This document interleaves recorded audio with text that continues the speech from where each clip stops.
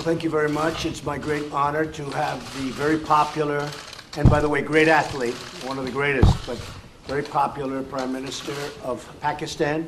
We have many things to discuss, military and terrorism and trade, and I think we're going to spend a lot of time talking about trade because we do very little trade with Pakistan compared to what we could be doing and should be doing when our countries really get along perfectly, and I think we're having that start. We're going to have that start. But there's tremendous upside with respect to trade. One of the things we're going to be discussing too is hostages, perhaps the polio vaccine, because Pakistan is one of the countries, and we'll talk about that as to what your feeling is on that. But we have a situation in Pakistan where we want to talk about the polio, the possible polio vaccine. And I think we're going to have great meetings. We're going to be spending a long time together. We have our representatives meeting right after we're finished, and we just came out, Mr. Prime Minister, with tremendous economic numbers for the United States, the best we've ever had. We have the best economy we've ever had, and I think we can shift some of that over to Pakistan. We should be doing tremendous business together, so I look forward to it. Inshallah. And it is an honor to have you with us. Well, I've been looking forward to this meeting since I assumed office as Prime Minister of Pakistan. I mean, the United States is vital for Pakistan. We have links which have gone back since Pakistan became independent. We've been fighting wars together. First, Soviet invasion of Afghanistan, Pakistan was a frontline state. First, Soviet invasion of Afghanistan, Pakistan was a frontline state, allied to the US, and then again the war on terror, which was after 9/11. So I look forward to my conversation with you. Mr. President, Pakistan has been your ally for 14 years in the Afghan war. So face terrorism, face economic disaster and all that, and still we were taken to the court with all the accusations that Pakistan is not a responsible state. Now, when India and US have developed an alliance in the region, how you plan to foresight about the past US relationship, how they can be strengthened when their preference is India, number one, and secondly, after your campaign, what kind of promises, if you are elected again, what kind of promises you are going to make? Okay, that's a big question. That could go on for hours, that answer. I will say that we have a very good relationship with India. I know that your relationship is strained a little bit, maybe a lot, but we will be talking about India as a very big part of our conversation today, and I think maybe if we can help intercede, do whatever we have to do, but I think it's something that can be brought back together. And we'll also be talking about Afghanistan. We've reduced our number of troops there by quite a bit.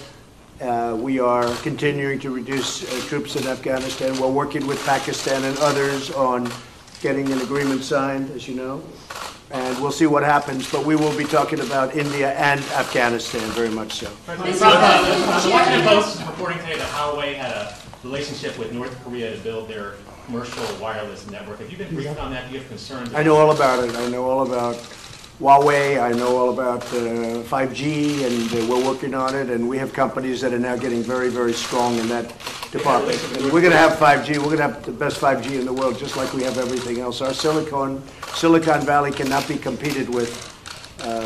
There's nobody that can compete with Silicon Valley for the brain power or for what we do. And nobody was focused on 5G, but now they are. And we have great companies going into 5G, even if they don't want it to. A lot of them were very happy doing what they were doing, but now they're going at my request. They're going into 5G, so we don't need anything from anybody. Additional concern about North Korea. What? The Post is reporting about Huawei's relationship with North Korea. Well, we'll have to find out. Our relationship with North Korea has been very good. We've really established a good relationship with Kim Jong-un. I have personally. There's no rocket testing. There's no missile testing. We're getting our remains back. We got our hostages back. And we have a very, very good relationship, the two of us, and that's very important. There's been no nuclear testing. And what they're doing with 5G will be, You'll have to see. I'll find out. This is Jahan Ali from Airwine News TV Pakistan. Say it again. Sir, this is Jahan Ali from Airwine News TV Pakistan. Lindsey Graham, when he met Imran Khan, he says, you both are kind of same personalities. You are the president who fulfilled all your promises you made in your campaign. And the same like Imran Khan, he is also fulfilling all his promises. So how do you see this meeting, like same kind of person, straight to the point? Well, I think we're going to have a great meeting today. I know that it's an important meeting. I consider this a very important meeting because I think we haven't met the potential of either country. I think the potential with Pakistan and likewise the opposite way. I think we have not even come close to meeting it. There is tremendous potential between our country and Pakistan. I think Pakistan's going to help us out to extricate ourselves. We're like policemen. We're not fighting a war. If we wanted to fight a war in Afghanistan and win it, I could win that war in a week. I just don't want to kill 10 million people. Does that make sense to you? I don't want to kill 10 million people. I have plans on Afghanistan that if I wanted to win that war, Afghanistan would be wiped off the face of the earth. It would be gone. It would be over literally in 10 days. And I don't want to do that. I don't want to go that route. So we're working with Pakistan and others to extricate ourselves, nor do we want to be policemen, because basically we're policemen right now. And we're not supposed to be policemen. We've been there for 19 years in Afghanistan. It's ridiculous. And I think Pakistan helps us with that because we don't want to stay as policemen. But if we wanted to, we could win that war. I have a plan that would win that war in a very short period of time. You understand that better than anybody. We've been in there not fighting to win, just fighting to, they're building gas stations, they're rebuilding schools. The United States, we shouldn't be doing that. That's for them to do. But what we did and what our leadership got us into is ridiculous. But I think we'll have some very good answers on Afghanistan very quickly. Mr. President, Yeah, go ahead. You go ahead. Yeah, go ahead. This is Mateen Heather from GTV Network Pakistan. Pakistani army has fought war against terror, and it has fought definitely and gave sacrifices in protecting Pakistan-Afghanistan border as well. But Pakistan's sincerity was always doubted. Coalition Support Fund was suspended by the US Defense Department.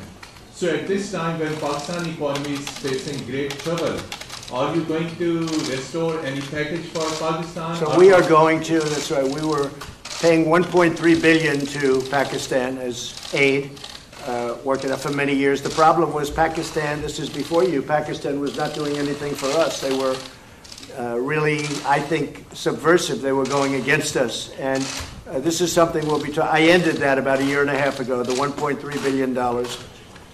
And I tell you what, to be honest, I think we have a better relationship with Pakistan right now than we did when we were paying that money.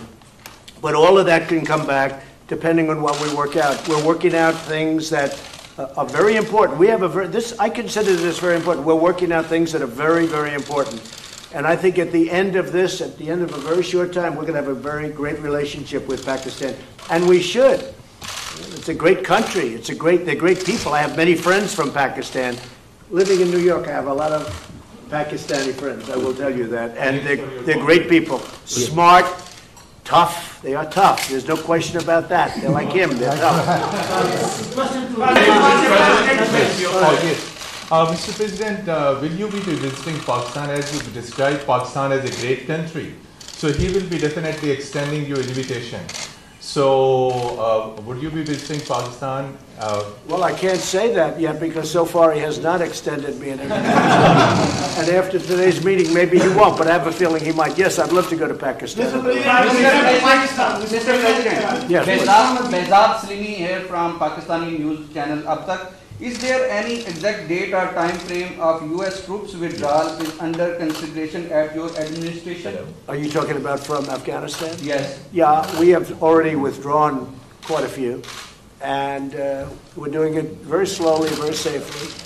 And we're working with Pakistan and with, as you know, we're negotiating with the Taliban. And we are doing, I think, very well in that regard. Again, it's something that we could do. We could go one of two ways. We could do a number the likes of which they've never seen before and win it very quickly. I don't want to do that. I don't want to do that because you're talking about millions of people, and I don't want to do that. And we're working with Pakistan on getting a solution.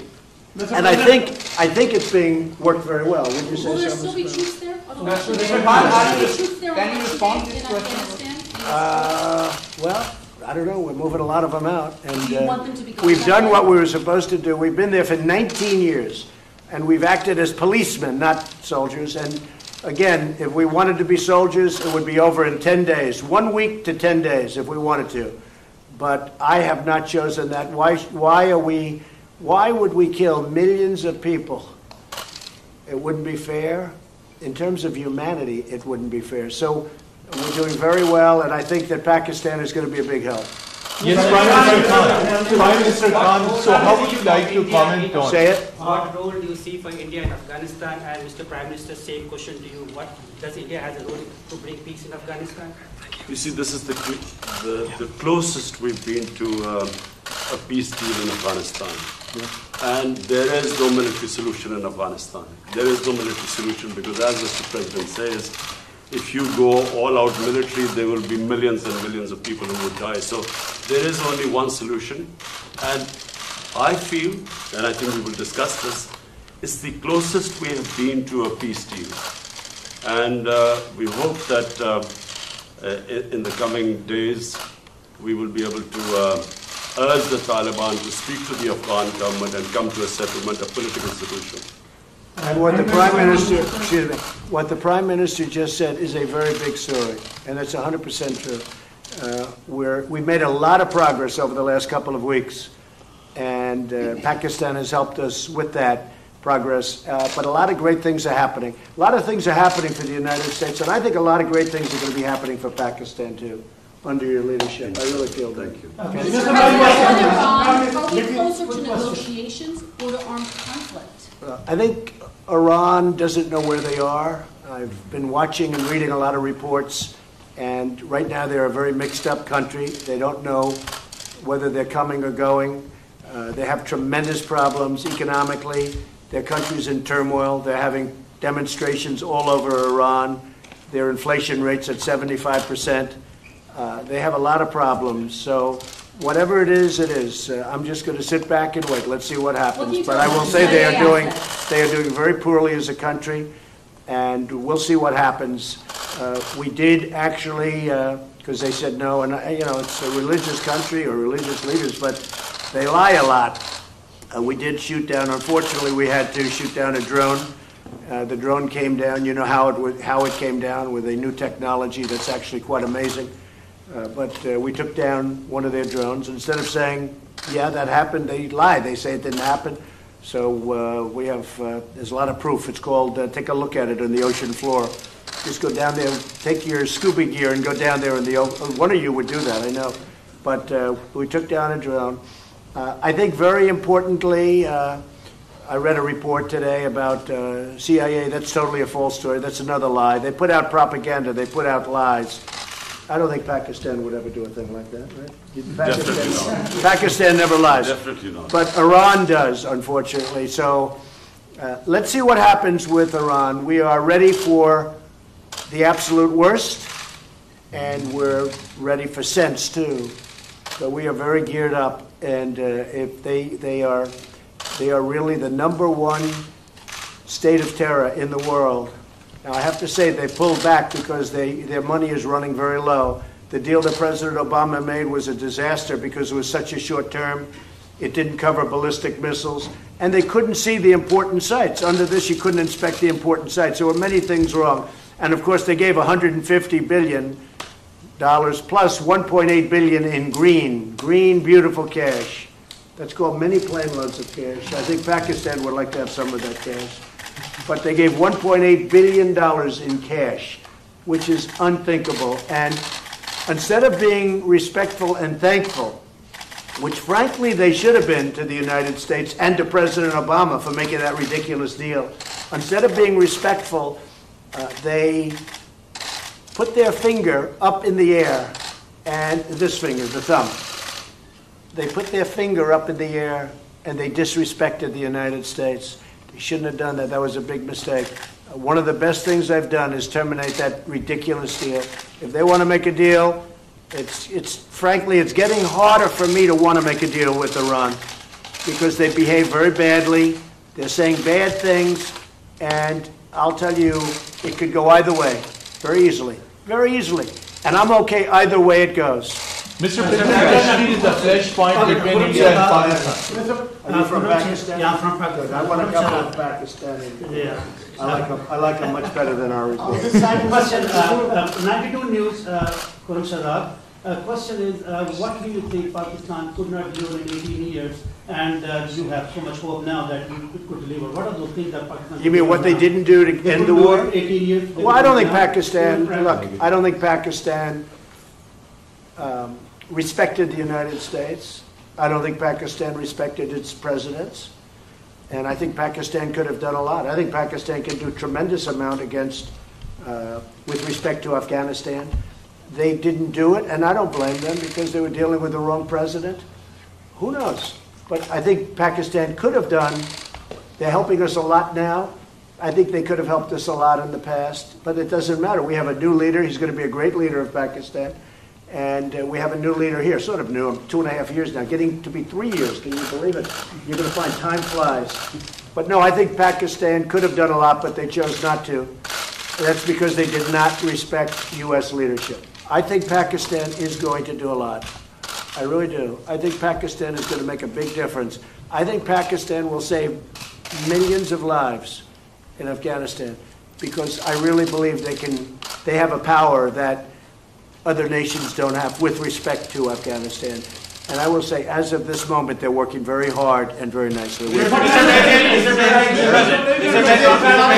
Prime Minister, Mr. President made good remarks about Pakistan and said that Pakistan can help a lot to end the violence in Afghanistan. The dialogue process and reconciliation process. So what really Pakistan can do to bring peace, because you are also accompanied by your military commander, General Bajwa, and other security team. So what solution Pakistan, what strategy paper you have to push forward the peace and reconciliation process in Afghanistan and assurances to the U.S.? Yes. Well, number one, this is the longest war that the United States has ever fought. It's almost 90 years. Number two, I am one of those who always believed that there was no military solution. Because anyone who knows the history of Afghanistan, you just have to look back at the history. There was always going to be a political settlement at the end. And I have to compliment President Trump because he has now forced people to end the war, to have a settlement. And that's where I think Pakistan is playing a very important role because Pakistan has a 1,500-mile border with Afghanistan and all the areas where the trouble is, which is the eastern side of Afghanistan. Okay. So this is a critical time. I'm looking forward to my talks with President Trump.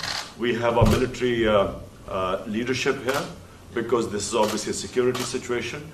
And what we want is understanding between the two countries. I can assure President Trump that whatever we will be saying will be we will be straight with them.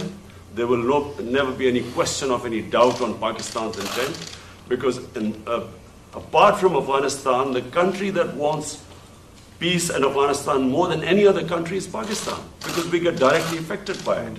And Pakistan needs stability. We have had 15 years of fighting this war on terror, over 70,000 Pakistani casualties, over $150 billion lost to the economy. So we desperately want peace. And I'm happy that President Trump has pushed this forward. So I'm looking forward to this. The region, and apart from Afghanistan, there is another security threat in South Asia. And that is Kashmir dispute unresolved even by the United Nations and even by the US, who voted in support of that resolution in the UN. Now, are you going to make any kind of submission and intervention of President Trump? And the same question to Mr. President Trump. Is he going to play any role in that? Okay, he's got it. I've got a question. I will be asking President Trump. It's the most powerful country in the world, the United States. it can play the most important role in bringing peace in the subcontinent. You know, there are over a billion and a quarter people in the subcontinent. They are held hostage to the issue of Kashmir, and I feel that only the most powerful state, headed by President Trump, can bring the two countries together. From my point, I can tell you, we have tried our best. We've made all overtures to India to start dialogue, resolve our differences through dialogue. But unfortunately, we haven't made headways as yet. But I'm hoping that President Trump would push this process. So I was with Prime Minister Modi 2 weeks ago, and we talked about this subject. And he actually said, "Would you like to be a mediator or arbitrator?" I said, "Where?" He said, "Kashmir," because this has been going on for many, many years. I was surprised at how long it's been going on long. And 70 years. I think they'd like to see it resolved, and I think you'd like to see it resolved. And if I can help, I would love to be a mediator. It shouldn't be, I mean, it's impossible to believe two incredible countries that are very, very smart, with very smart leadership, can't solve a problem like that. But if you would want me to mediate or arbitrate, I would be willing to do that.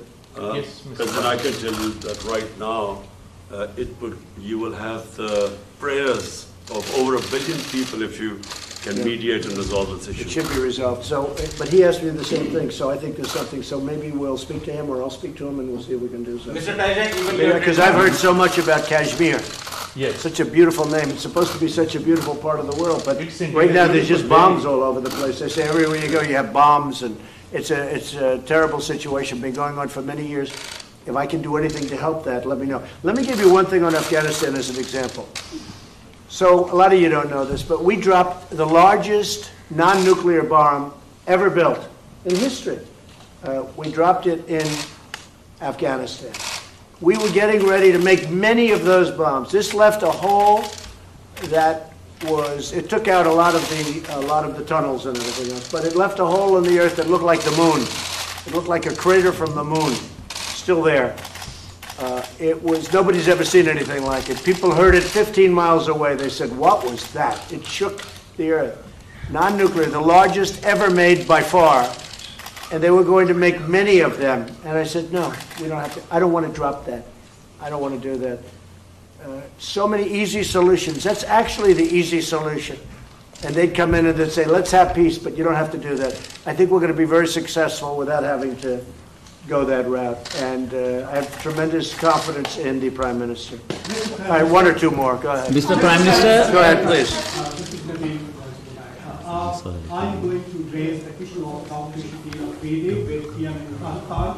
And here, question to you regarding the freedom of the press in Pakistan.